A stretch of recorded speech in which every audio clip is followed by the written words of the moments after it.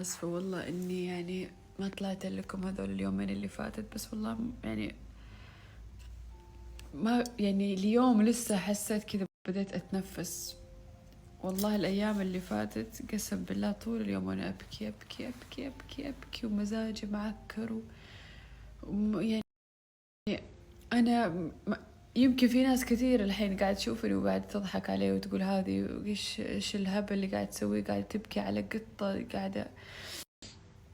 أول شيء يعني اللي راح يفهمني هو الشخص اللي يربي قطط واللي من جد يحب القطط واللي صار له يعني فترة طويلة يربي قطط، مو بس مثلا جاب قطة شهر شهرين ويقول.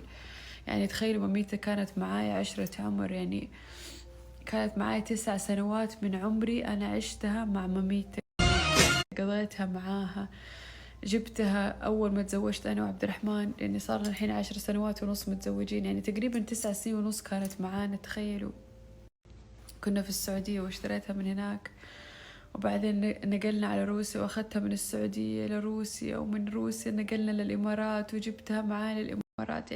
يعني هذه القطة حرفيا معاي بكل مراحل حياتي، كل ما نقلنا لدولة أخذناها معانا، حتى توم.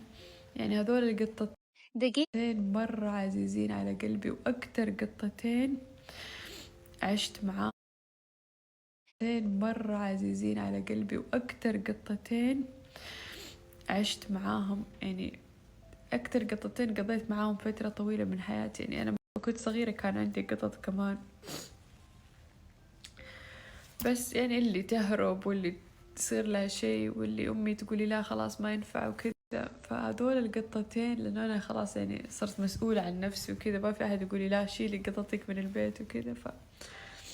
يعني أفتكر لما كانت كل السبل كذا مقفلة وما كنت أقدر أجيبهم لروسيا، ما خليت مكان يا جماعة، ما خليت مكان عشان أسوي لهم أوراقهم عشان أجيب.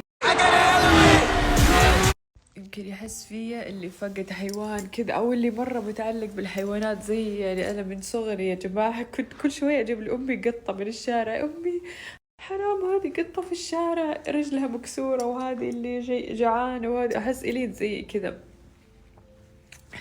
أحس إلين زي مرة تتأثر. يعني أفتكر حتى لقيت لها مقطع هي صغيرة يمكن عمرها 2 سنين كذا في روسيا، فشغلت لها مقطع كذا القطة تقول مياو مياو، وإلين قاعدة تبكي تبكي. تتخيلوا صغيرة لسه عمرها 2 سنين تقولي ماما. كانت وقتها تتكلم بالروسي لسه. وين المناديل؟ أخ أهو.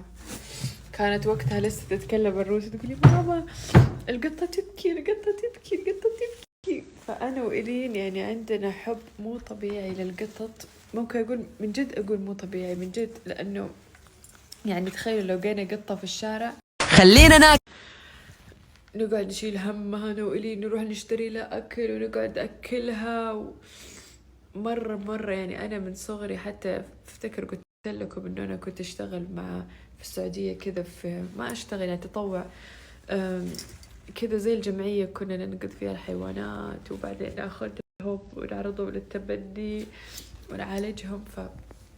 فعندي حب، ولما أحب قطة أحبها من كل قلبي. فما بالكم قطة انتوا عشتوا معاها 9 سنوات أو 9 سنوات ونص من عمركم. تخيلوا يعني حتى عاشت معاي أكثر من إلي الحين عمرها 7. ماميتها أنا جبتها وإلي لسه حتى ما حملت فيها. تخيلوا. ف يعني لما ماتت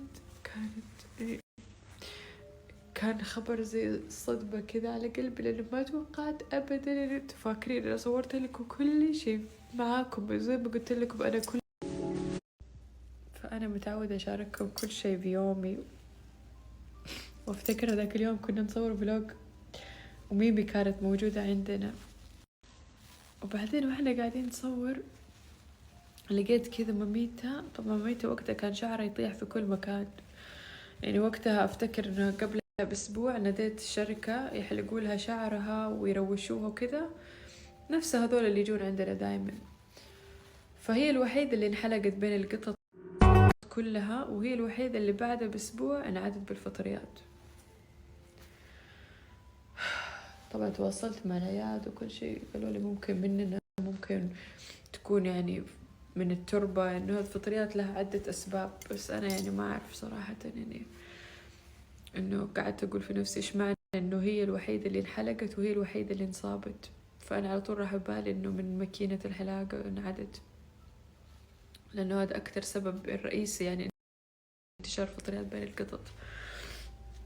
المهم فوقتها كنا نصور بلوج أفتكر، وبعدين كان وقت يعني تقريبا مرة أسبوع على حلاقتها، وكنت أشوف إنه شعري يطيح في كل مكان، كل ما أدخل غرفة ألاقي شعري يطيح شعري يطيح شعري يطيح.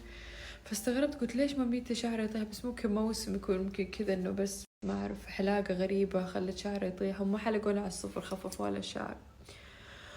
المهم بعدين يوم كنا نصور فلوج، فماميتي كانت تحت عندنا في الصالة، فلافة كده تنظف نفسها، ولما لفت كده لقيت هنا عند ظهرها كده بقعة وردية كبيرة.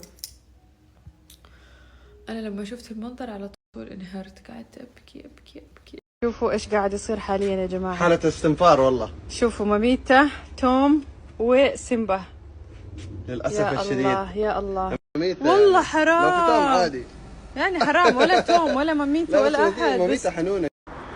ماميتا يا حبيبي يلا وصلنا يا ماميتا. قلبي عليها قلبي على هذه القطة، هذه قطة يعني حرام ما تتحمل شيء. كثير كثير كل يسوي. شوفوا هذا اللايت تحلق شعرها كامل عشان نشوف. أكيد ايوه بس هو على جنب، ترى انا شفته على جنب يعني. البطل هنا. ايوه بيبان كله بعد الحلاقه. طبعا. دي فطريات ايوه هذه فترة تشوفوها كذا يجي شكلها، المكان يكون فراغ في الشعر، اي فطريات شكلها في قشرة زي كذا. بالضبط عارفينه. ماميتا ماميتا يا حبيبي ماميتا، حيحلقوا لها على الصفر، وقالوا يمكن تقعد اسبوعين هنا.